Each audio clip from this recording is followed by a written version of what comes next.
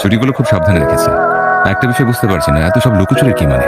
যা বলার সেটা তো সামনাসামনি এসে বলা যায়। ধরে ফেলেছেন? সেটাই কি স্বাভাবিক না? চিঠি তো একজনকে ধরে ফেলার জন্য যথেষ্ট। আপনি তো কবি, কবিকে তো কবিতা দিয়েই ধরতে হবে। হাতটা দারুণ পেতেছ। যে মানুষটার মনে এত পবিত্রতা আছে, সেই ফাঁদে পা দিবে না তা কি হয়? শুধুই মুগ্ধতা, কণ্ঠে এত সুন্দর কথার গাঁথুনি আর মায়া জড়ানো হাসি, যেন আমার সমস্ত মনোযোগ লুটে নিয়ে যাচ্ছে। এই যে মশাই, এমন শূন্য দৃষ্টিতে কি দেখছেন? হ্যাঁ, এতক্ষণ যা যা বলেছি সব নিশ্চয়ই গিলে ফেলেছেন। না মানে ভাবছিলাম না, আসলে দেখছিলাম এই চোখ দুটো। শুনেছি যে মেয়েটি নাকি কবিতা বুঝে, তাদের চোখে অদ্ভুত এক মায়া আর মুগ্ধতা থাকে।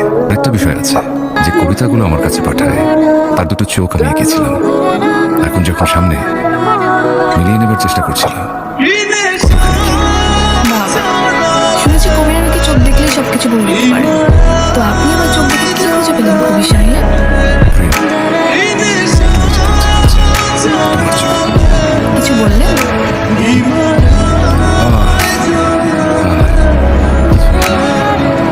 শোনেন, আমিও কিন্তু চোখের ভাষা বুঝতে পারি।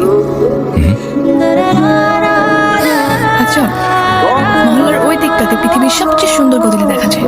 আপনি আসবেন আজকে বিকেলে? অবশ্যই আসবো। গদলি আমার ভীষণ প্রিয়।